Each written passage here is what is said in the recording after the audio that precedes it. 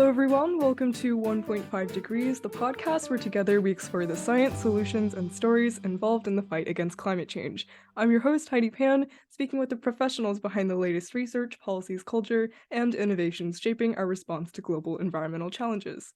For today's episode, we are incredibly honored to be joined by Sarah Newman, who is the co-founder and executive director of the Climate Mental Health Network, and Georgia Welford-Tuitt, MPH, who is a founding member of Climate Mental Health Network's Gen Z Advisory Board and a former president of the Paris WHO Association, to discuss the inextricable intertwinement of mental health and the climate movement, navigating mental health conversations, and impacts within intersectional spaces, and more. Thank you so much to both of you for being here today. It's truly, truly an honor.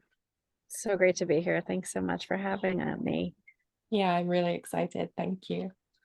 Yeah, no, this is super exciting for me as well because it's the first time we're having two people on in the same episode. So yeah, no, I'm really looking forward to this conversation.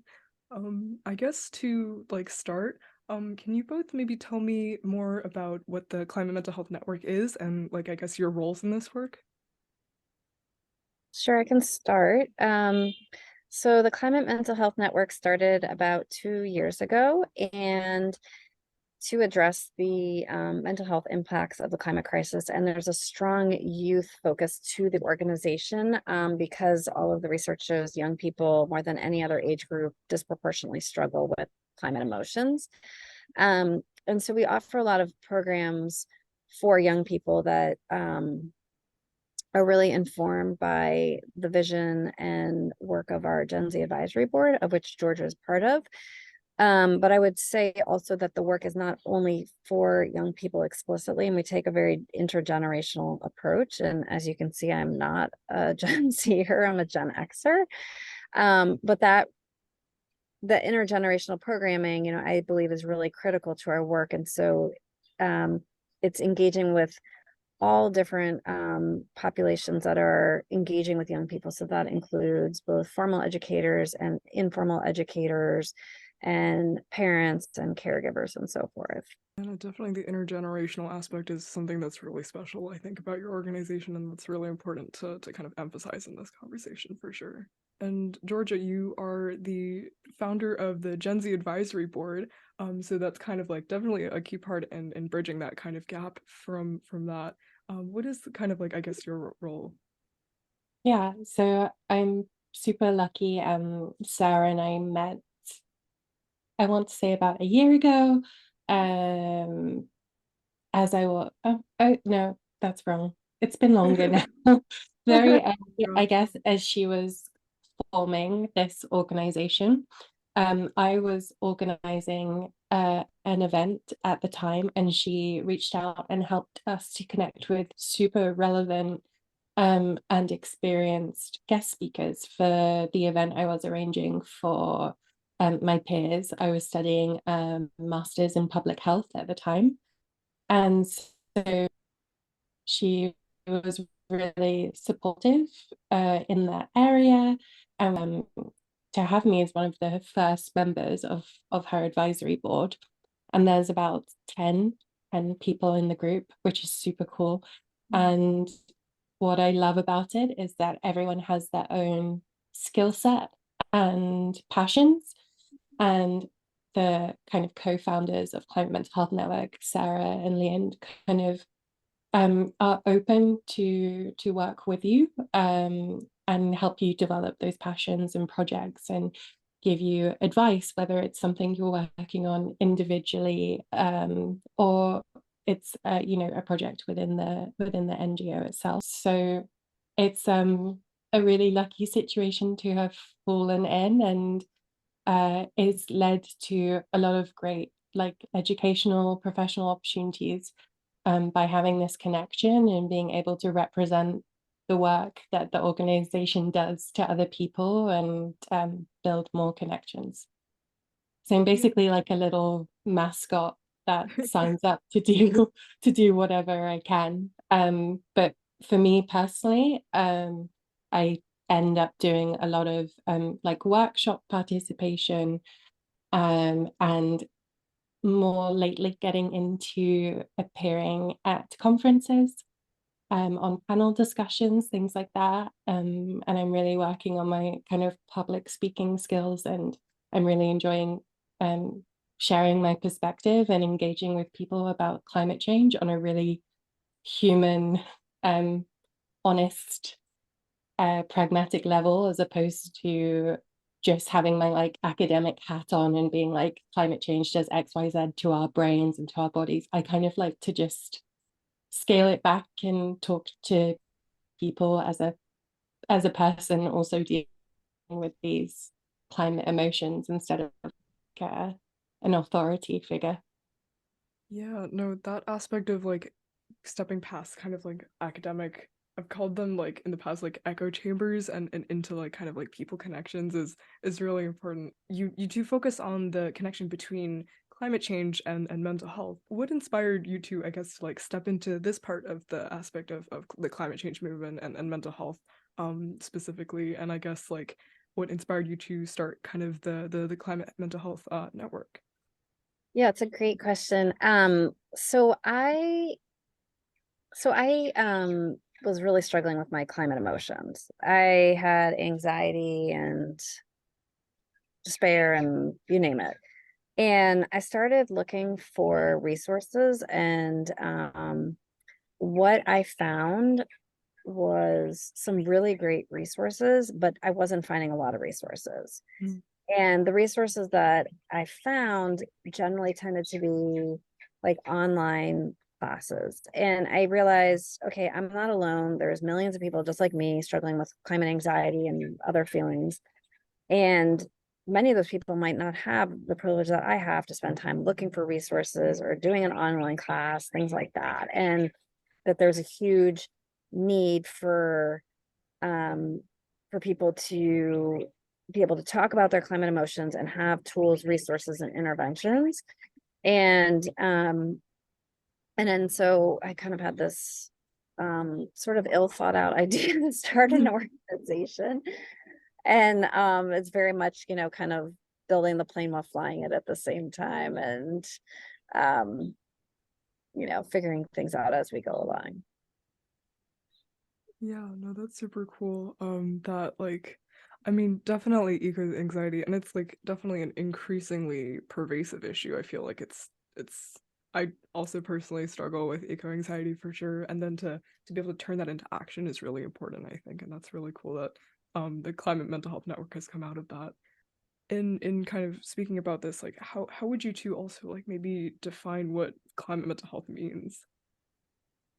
That's a really good question. And I just want to also, recognize that you're talking about your own emotions. And I think that, we're at the point now where no one can say that they haven't experienced some impact of the climate crisis. It doesn't matter where you live. And, here in the United States, we have, there's all this data showing how, um, you know, overwhelmingly, most people have lived in a county that has experienced extreme weather because of climate change, things like that. And so having climate emotions as a result of what people are experiencing is a normal response to the climate crisis. But, there's the direct experiences that people have from the climate crisis, whether it's, smoke because of a wildfire or displacement because of a wildfire or a hurricane. It could be, the loss of home. It could be asthma because of air pollution. I mean, there's so many impacts of the climate crisis. And I think that, people are experiencing depression and trauma and anxiety from all of these direct experiences. But then there's also, I think it's important to see it as not just exclusively climate is causing, that people are experiencing these mental health issues because of climate exclusively, that people are living with a lot of other things in their lives, whether it's um, violence or poverty or, misogyny or racism. And all of those have mental health consequences as well. And then you add the layer of the impacts of climate change on top of it, and it just creates even more impacts to people's emotional well-being. And then, separately, there's the indirect impacts of the climate crisis, which is just learning about the climate crisis, knowing about it, reading about what might be happening somewhere else, whether it's, extreme devastation because of floods or hurricanes, and that also impacts people's mental health. Yeah, no, definitely. And it's definitely everyone is starting to feel the impact, like that's for sure. And it's only as this issue is even it's like getting worse. Definitely like the aspect of the mental health part of it definitely needs more attention, for sure. Yeah. And I think that's important to talk about, I guess, like the um kind of like the risks or consequences associated with climate change. Like you mentioned anxiety and like the depression that comes with seeing this type of stuff, and especially because this work is like, it's so heavy that that's kind of like inevitable that everyone's gonna perhaps like experience some degree of that feeling, because of I mean the heaviness of this situation. And you also like touched upon earlier that the younger demographics are feeling that kind of like impacts more disproportionately. So I guess like to kind of touch on that, are there any like specific populations that are more vulnerable to these impacts? Well, it's a really good question. And I was just pulling up the data just to make sure I get the numbers right. But there was a study that was published in the Lancet in 2021 of 10,000 youth worldwide, and this was in many different countries, Brazil, the United States, many countries. And in that research, 85%, I believe, let me just check, but 85% of the Gen Zers that were polled, sorry, excuse me, 75% said the future is frightening because of climate change, and nearly 4 in 10 said they do not want to have children because of climate change.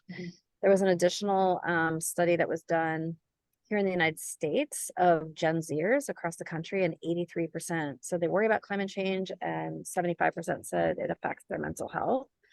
So, when you look at all the research across different age groups, it's young people more than any other age group. And I will, invite Georgia to share about why it's young people more than any other age group. But within that, I mean, obviously, the impacts of the climate crisis are not equal, and people living in divested communities, frontline communities, in the global south and so forth,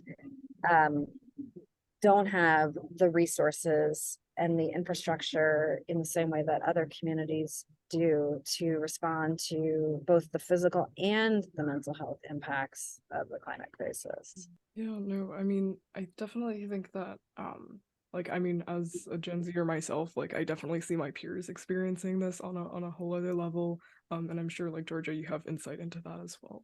I think it's an appropriate question, like why are Gen Z freaking out about climate change? It's got a really like simple answer that doesn't really need much science behind it.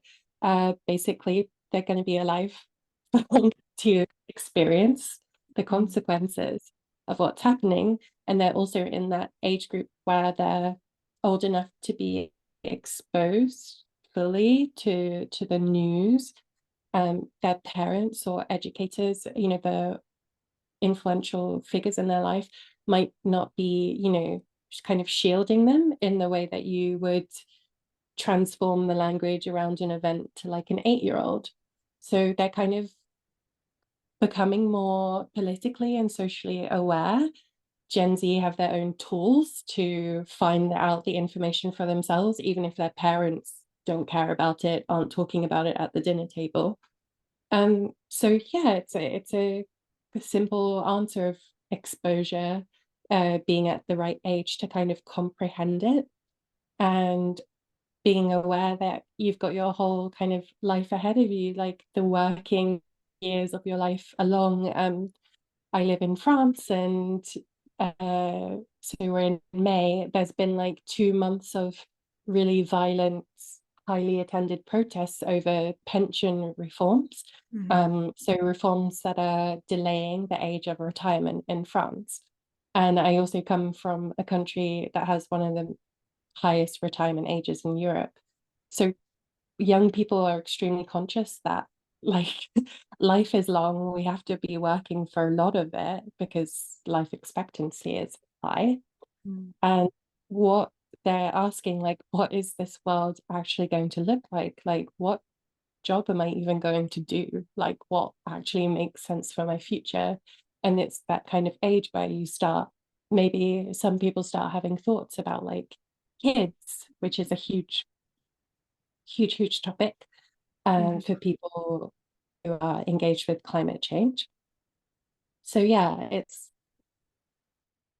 don't have a cool, like nifty answer. It's really kind of for the reasons you would think. And yeah, I'm sure you yourself, Heidi, you mentioned before you have some eco anxiety, like you talk about it with your friends at school, Mm. so you know Yeah. better than No, for sure. And I mean, that I think that was a pretty nifty answer. There's really nothing glamorous about why this is such an issue. It's just that the prospect of like that future yeah. being potentially, threatened by this issue that's so big and like complicated to tackle is definitely reason for anxiety for a lot of us for sure. And Yeah, and yeah. it's so existential as well, right? Like there's layers to it. There's like the physical challenges that you're facing, like during a heat wave, for Mhm. example. I know that I personally went unhinged during the heat waves of last summer in France. I was so miserable. I didn't get any work done for like the month of August, like nothing, which is horrible because I was writing a thesis at the time.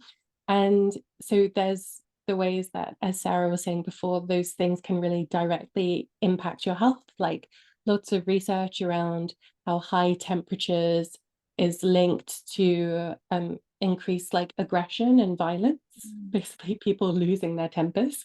So things like that. But also there's this layer of like, especially when you're a young person, you're really questioning your place in the world. What's your role? What can it offer you? And the climate challenge just seems so enormous and all encompassing. It's very, very overwhelming. So for me, yeah, it's natural that Gen Zers, the people with kind of more time on their hands who are beginning to get their independence, but also don't feel totally in control of what's going on in their country politically or socially, are really like struggling with this. Yeah, and you were a part of the Climate Stories short film, which I had the pleasure of watching, and it was really impactful.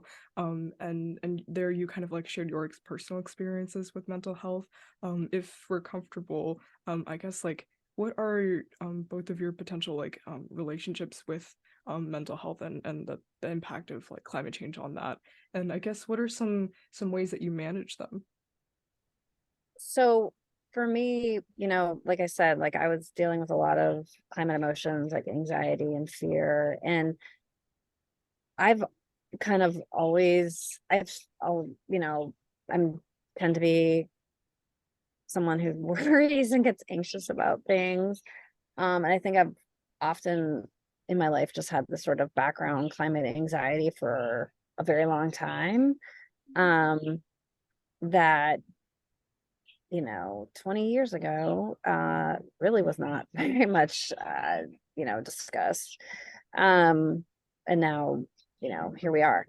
But having these emotions is, just kind of came to the forefront, and it's really what drove me to do this work. And that is, for me, so important in terms of helping me manage my emotions. I mean, it's doing the work, feeling, connecting with people on this. And, this is what I see as my role in addressing climate. And then, um, also just my self-care practices. Like I exercise a lot. I love doing sports. I love being outside. I like spending time in nature. Like I hike a lot. I really restrict my news intake.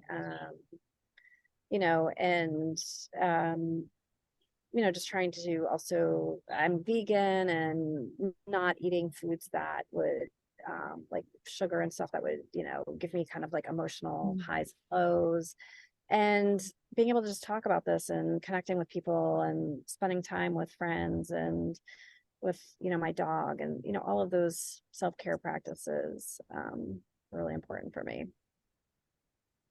Yeah, no, you mentioned something that was really interesting about I mean, we kind of touched on this already, but like the aspect of turning that anxiety into action is kind of what helps mitigate that anxiety for sure. And of course, self-care is really important, to be able to show up for this kind of work that's really difficult at times to do for sure. Yeah. Yeah, I would jump in there and say that the the most simple advice I could give would be to take care of your mental health generally and just engage more with this area of your life. And I suppose so I started picking up or coming back to, not quite there with veganism yet. I mean, yeah, but I'm not going to get into that. But yeah, returning to things that I know that will give me peace, and also looking for new options has helped me, like, in every aspect. And now I just see eco-anxiety as kind of a small slice of my life. Ironically, the more and more I'm talking about it and learning about it, the less it's something that I'm personally struggling with. I don't want to make it sound like it's a like pathology to be cured, but I guess that the general things I've been doing to take care of my mental health, and plus being involved with the organization and being able to having the time available to volunteer and to engage, have really come together to make me just a more happier, balanced person. And at the moment, it's not really weighing on my mind that much. Yeah, no, and also like the aspect of like the not making mental health seem like a pathology, that's so important. Because there's so many misconceptions and stigma around mental health conversations that's really important to break through. I Yeah, guess like yeah, and it makes sense. Like eco-anxiety, the experts say it's not an abnormal reaction. Like the fears and the questions that we have are super valid. So I think it's the more you talk to other people, like the conversations we're having now, it kind of gives other people the vocabulary or the courage or even the idea to share their own, thoughts about it and to start their own conversations. And I think that's been the main thing that's helped me. Yeah, no, definitely conversations are such a big part of this for sure as well. What are some of the kind of biggest challenges that you guys have, I guess, encountered in the work that you do in terms of addressing mental health and climate change relationships? And what are kind of the solutions that you might see or would hope to see more of in terms of like addressing it better? My answer is going to be super quick. So I have only kind of I got involved with organizing the event for students to come up with policy ideas for tackling the impact of climate change on global mental health in 2020 and 2021. And then after that, I joined the advisory board on I'm just a volunteer. I'm not doing this like 9 to 5, focusing on this topic. So I can't speak too much to the challenges, but I've had the chance to make new friends and connections in this industry. And if I could like summarize it from them, especially as younger people who are from, like BIPOC backgrounds, and focus on very intersectional climate work. I think the main challenge they would suggest is the pay issue. I guess there's lots of things you could do if you're willing to do it for free, but behind everything is a question of funding, and the big looters are the ones with all the money for the corporate sustainability programs. So I think what I've seen from other friends who are kind of more in this like influencer role, it's really hard to pay the bills as like a climate educator and have exclusively partners with like total integrity, and make a living from just that. So that's my understanding, is the money is naturally an issue. But seeing other people in their 20s and 30s starting their own NGOs, starting to work for themselves, I think that's really inspiring, and it's an exciting growing field despite the challenges. I mean, yes to everything Georgia said, in total agreement. And, in terms of funding, there was a statistic, it's in the United States, only 2% of all philanthropy goes to climate. And think about the hundreds of billions of dollars. I mean, 2% might sound like a big number, but it's actually nothing considering we're dealing with an existential crisis. And on top of that, the amount of money that goes to small grassroots groups is crumbs in comparison. And then when you factor in groups that are working on this very niche issue that is been around for a very long time, but people are sort of just becoming more aware of it, it's even smaller. And there's some other things that Georgia touched on earlier, like when she was talking about her experiences with climate emotions and not pathologizing this. And I think that here in the United States, it's really important to emphasize that, spot on. And I think that it's another challenge is that people will often respond when I talk to them about climate mental health issues about seeing a professional like a therapist or a psychiatrist or social worker. And that cannot be the solution, because there are tens of millions of people who are struggling with climate emotions. There are not enough therapists in this country to support all of these people. And in addition, it's not a scalable model. The one-on-one private therapy model is not scalable to respond to the magnitude of this crisis. On top of that, for many populations, talking about quote unquote mental health is a very loaded, loaded two words. And it's not a conversation that many people want to have when you explicitly say mental health.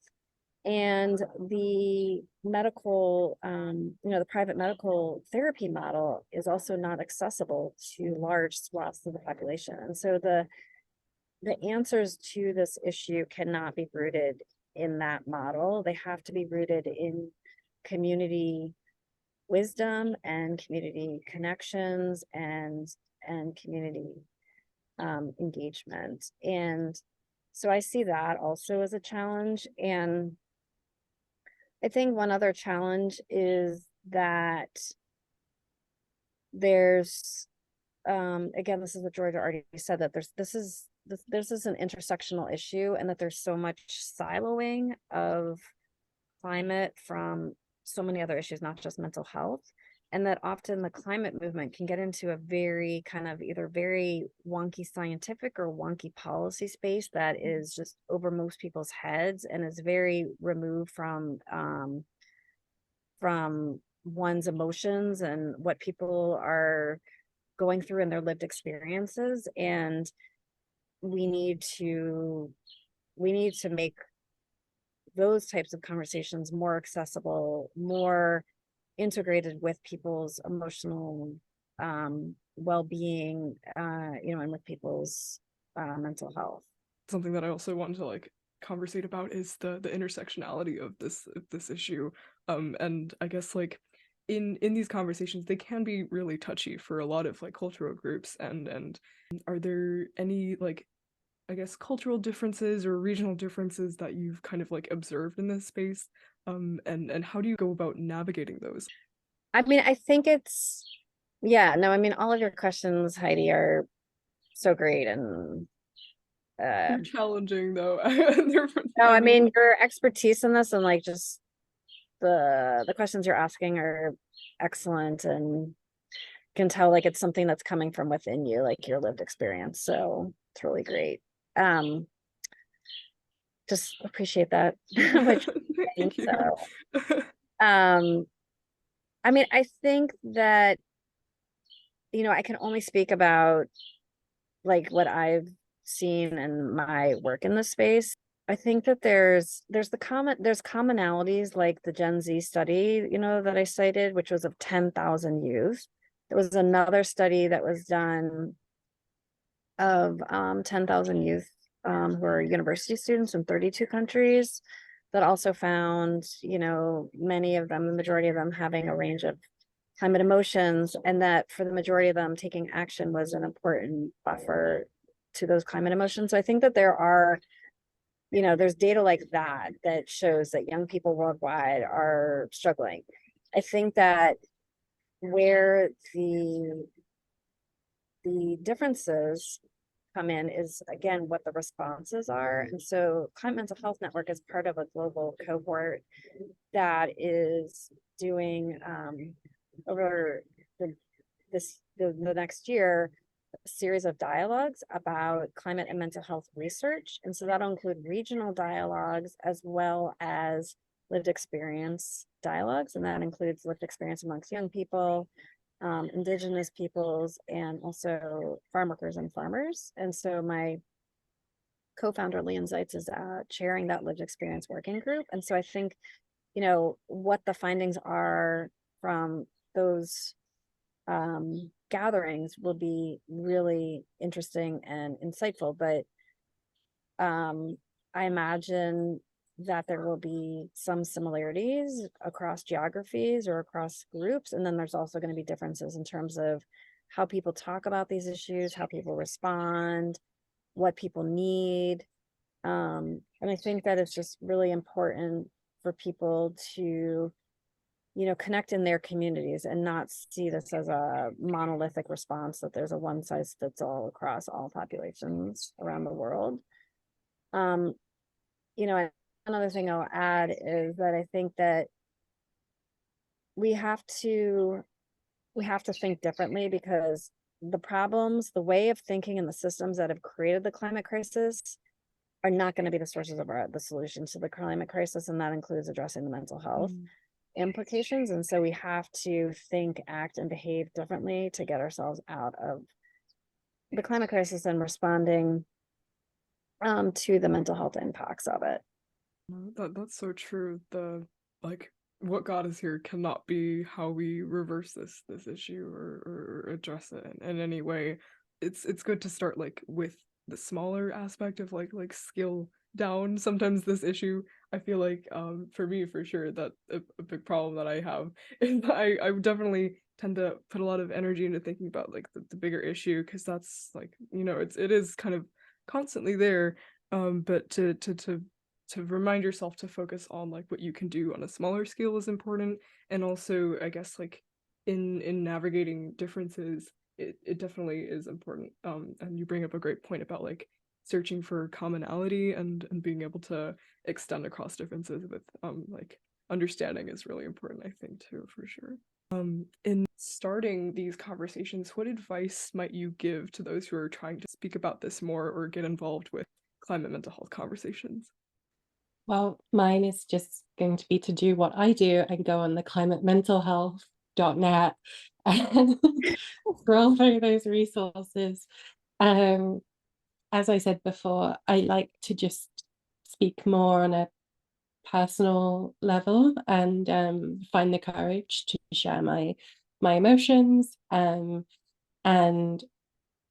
what I love about the Climate Mental Health Network is particularly the bookshop.org kind of page, where So I guess all of the experts who contribute to the organization, people who have, actually gone to school and studied mental health, they might be psychiatrists, they know the facts about climate science.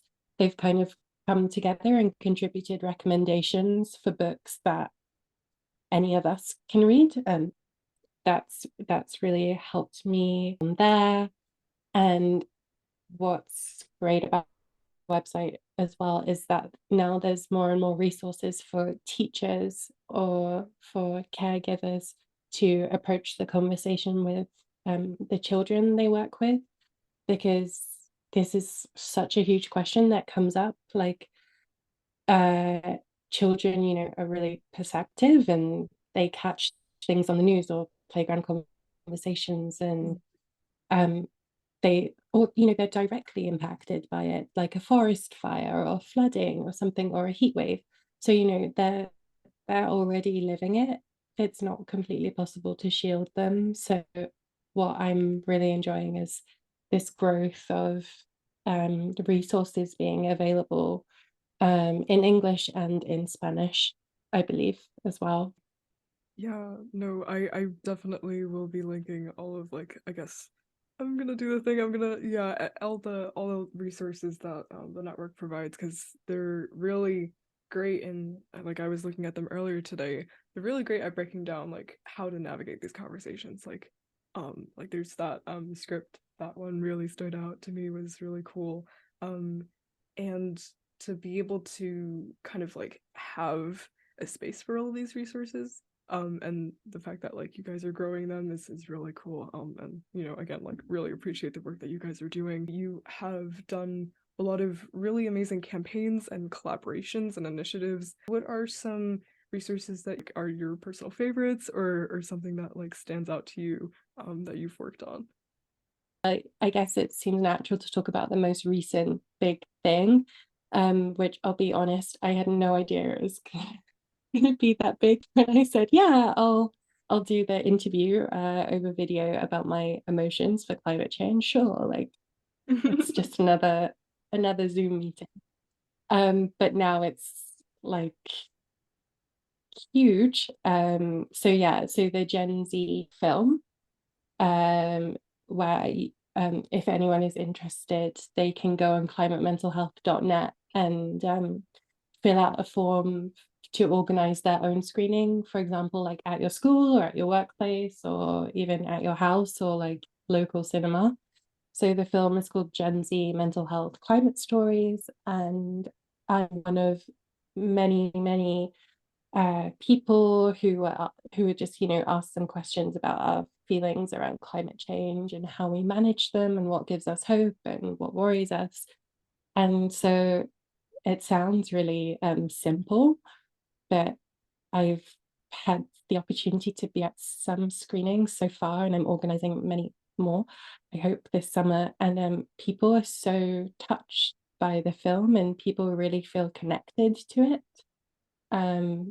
Even people who were like involved in the film and have seen it, like 5-10 times, it really resonates, the breadth of emotions voiced and perspectives.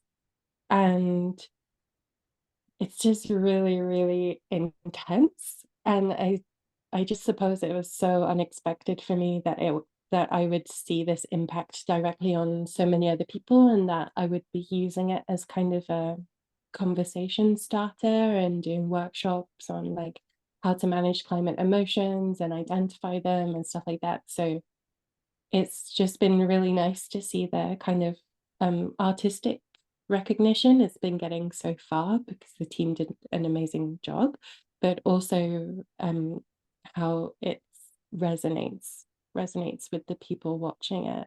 And like you were saying before, like, we need to have these conversations, but it takes a lot to get yourself in a position where you feel able to talk about it, and then to say to like a room full of people, XYZ. So it's a big deal, and the response has been great so far.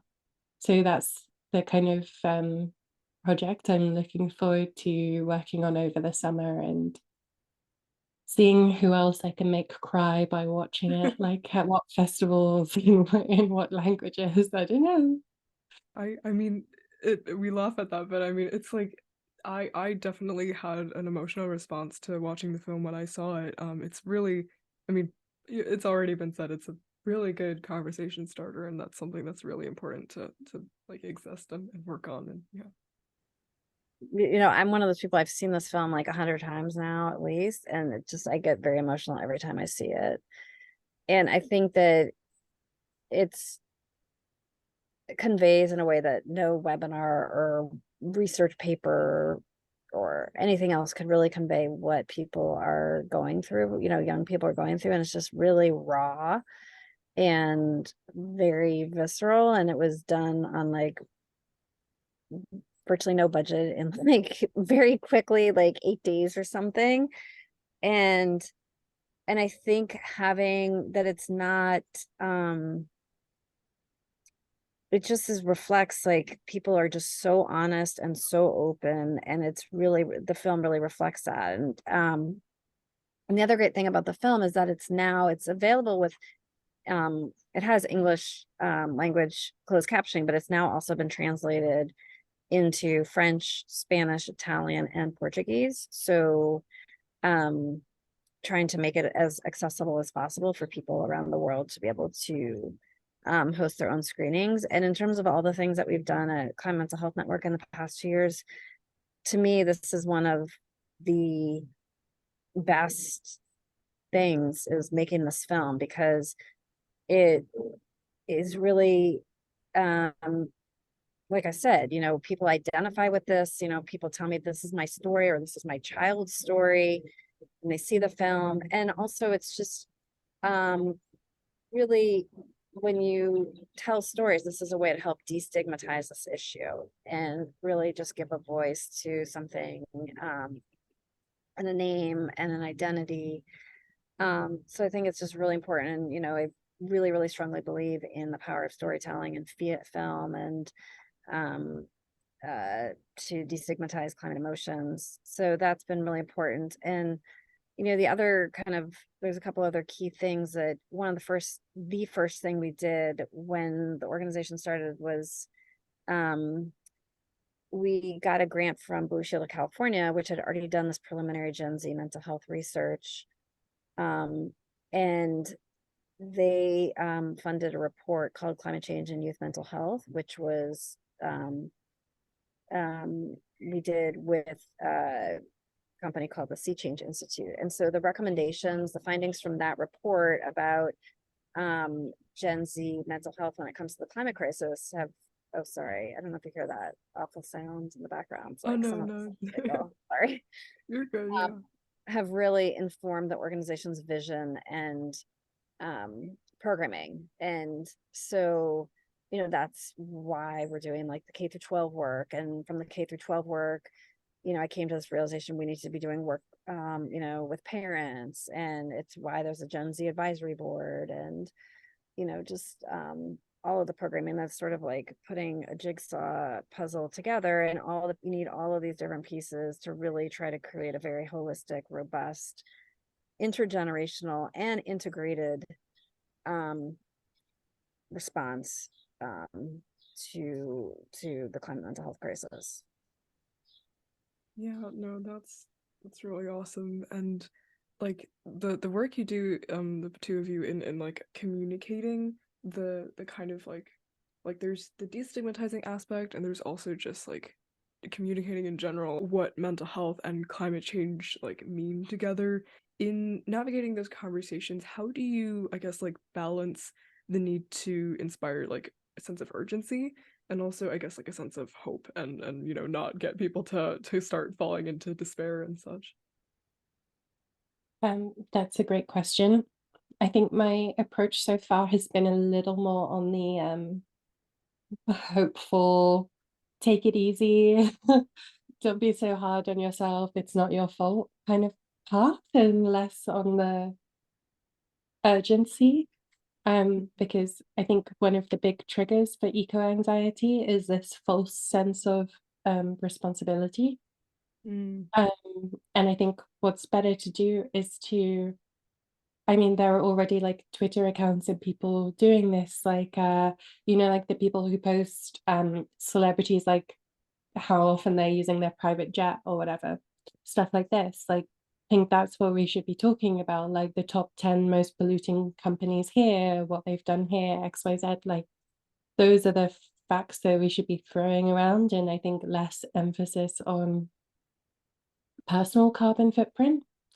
Not to dismiss it entirely, of course, but for me, I like to go for more of approach of that, like we've been saying this whole conversation, acting locally just gives you so much more power, and you see the results so much more directly, and it also comes with benefits of like being more connected with your community, which is really important for activism and advocacy. Like, you need a group to sustain you and inspire you. So yeah, to be honest, I go for more I'm kind of laid back, and I don't know if I personally have that much optimism about the state of the planet, but what I do want is for people to enjoy their lives whilst they're here, and to manage their mental health, and to be aware of the facts. I do really love your answer, Georgia. It's like the part about you say to it's like kind of laid back, but also like it's so important to like remind people to enjoy their lives despite the gravity of the situation, because like if there's no like enjoyment of life, then what are we trying to like heal or save our planet for? Like, and I mean obviously the planet exists without people, but I mean we kind of at this point have the only powers to kind of reverse the situation. That's a whole other thing. Yeah, Yeah, it's and like also you can't pour from an empty cup. no, for sure. Yeah, there's so many analogies. There's also yeah, and also the part about like individual responsibility. Like the carbon footprint is an important concept, but I mean it did originate as something that like was a construction of BP, and to like dissuade from that aspect. So like again to remind people that it's not like on every individual to work on this is so important, and that's really yeah. Thank you for Yeah, that. like I tried to take an approach of I just want to feel that I've made progress each year with my personal actions that impact the environment. For example, like one year could be looking back and being like, I only took the train like as much as I could. I only hired a car like this time, and I had to get a plane for this because it was to go to the other side of the world. So I just try and take it like year by year. That, so when I say it's like not our fault, like we are obviously a collective and we have power in that. And I surveil my own actions, and I'm aware of what I'm doing well, what I'm not. But it's I think it's a trap that companies and people want you to fall into. It's the trap of personal responsibility, um, solving it yourself, because it's just so beyond one individual's impact, even living in the most developed countries. Um, and what we should be shifting to is kind of this like community of care, like Sarah was saying, like helping each other out, educating each other, helping each other cope.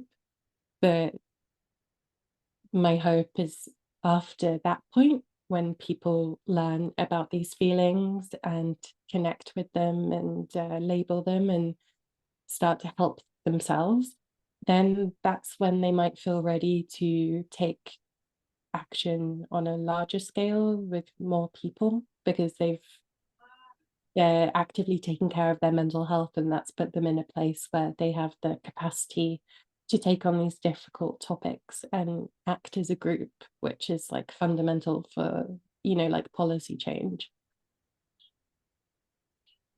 I mean, the question was about hope and doing the work. And I mean, one of the things that we have on our resources page is about joy, and people, like, what brings you joy in your life and what are you grateful for? And finding that every single day, and that's so important. I mean, it can be the most seemingly simple thing that maybe we take for granted, which is, oh, I get to sit in the sun, and just expressing that gratitude is really important for one's own well-being, and really seeing yourself as part of the beauty that's in the world. That even though we are living in this climate crisis and there is so much devastation and there's so much pain that the earth is experiencing, that we're part of the earth, we're experiencing it, there's also still beauty in the world, and it's really important to be able to see that and experience it and recognize it and acknowledge it. And it's often like we're on this sort of like treadmill of life and going 100 miles an hour, and to be able to pause is really important. And I think that hope can be like a really loaded word. And we have Columbia Climate School grad student, Julie, who's been interning with us for the past several months and with us this summer. And she actually wrote an article recently about hope versus courage, and has really been helping me see this as about courage. And I think hope can be a very loaded word, because I think that hope can offer sort of like, sometimes it can be like a false narrative of like, we just have to be hopeful and just keep your chin up and we'll keep going and be hopeful everything will get better. And I think it's not just being hopeful, but Joanna Macy has coined this term active hope, which is like you are taking steps to create the vision that you want in the future, that we're changing the systems, that the system that created this problem is not the solution. And how do we actively take steps and do the work? And that is living in active hope. And Julie talks about, courage, that we need to be courageous in the face of the climate crisis. We need to be courageous in terms of talking about climate mental health. We need to be courageous in terms of talking with young people about this, parents talking with kids. And we need to be courageous in seeing that each of us has a role and an opportunity to play in responding to the climate crisis. And it is scary and it can feel overwhelming and daunting, but when you do this with other people, when you realize you're not alone, we're going through this together, and that you can take action with other people, that is an act of courage, and also does give me hope that we can mitigate the most extreme impacts of the climate crisis, that we can potentially not reach 1.5 degrees Celsius of warming.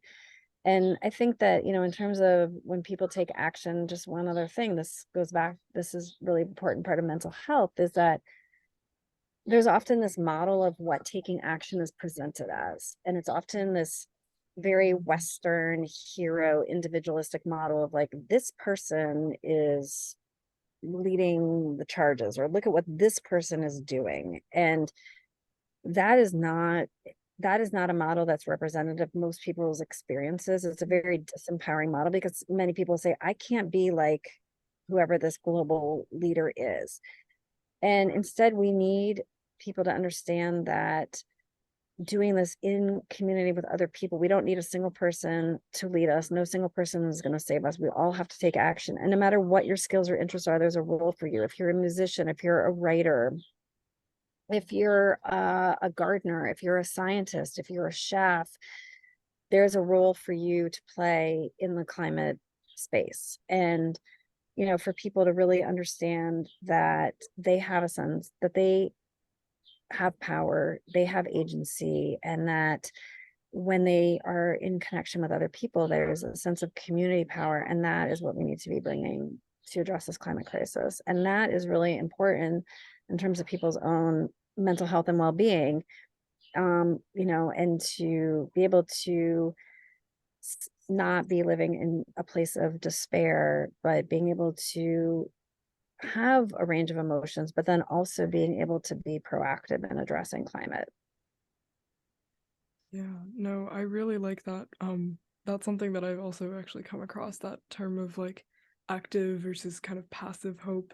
And letting it's not like so much as like just putting on a brave face, and or not brave face, but like just like kind of ignoring the real situation, the reality of the situation, but about kind of like accepting and still like keeping that motivation to like address it. And that's really important. Yeah.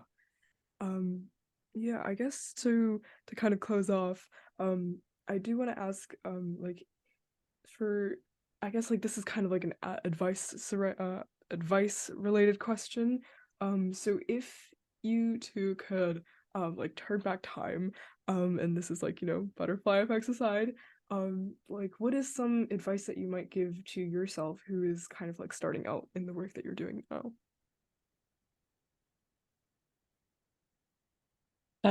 If I could turn back time, I would just start doing it sooner. Um, but I can't. So now I just say that's a shame. I'll try and make up for it.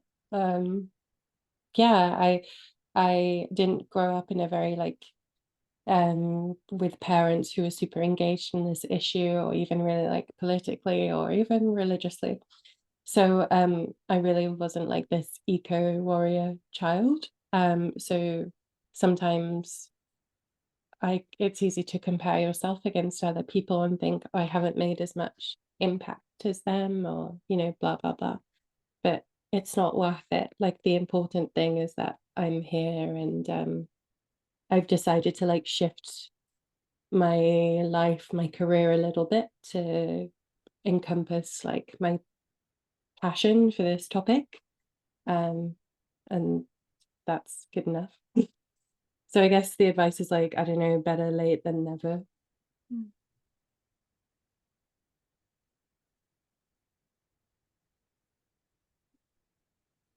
I I think I don't know, I'm like the old person in the room here. Like I used to be the person asking other people like, what would you do if you could turn back the clock, or what is um I've turned it back on you.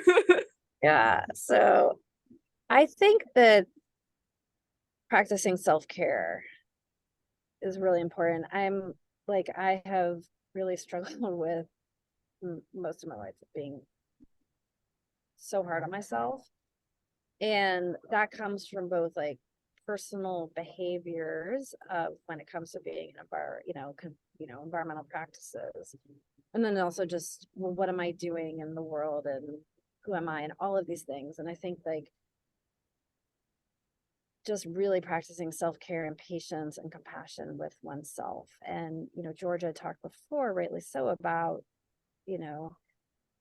when it comes to climate, individual action is important, but we're cogs in a system, and there's only so much you can do. And I,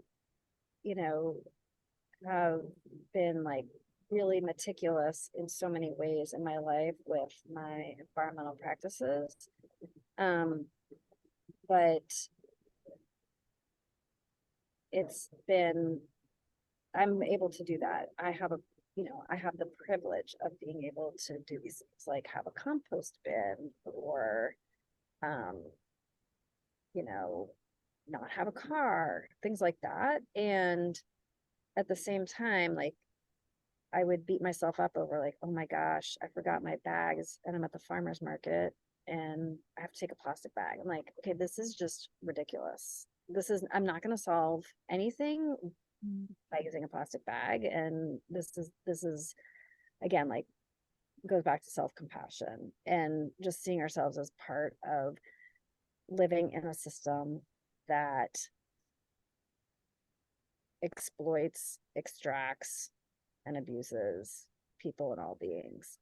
So not perpetuating that in oneself, I think, is really important. And then I also think just seeing it oneself as like whatever your interests are don't doubt yourself, because you can make a difference in your community, and everyone has gifts that they can offer to the world.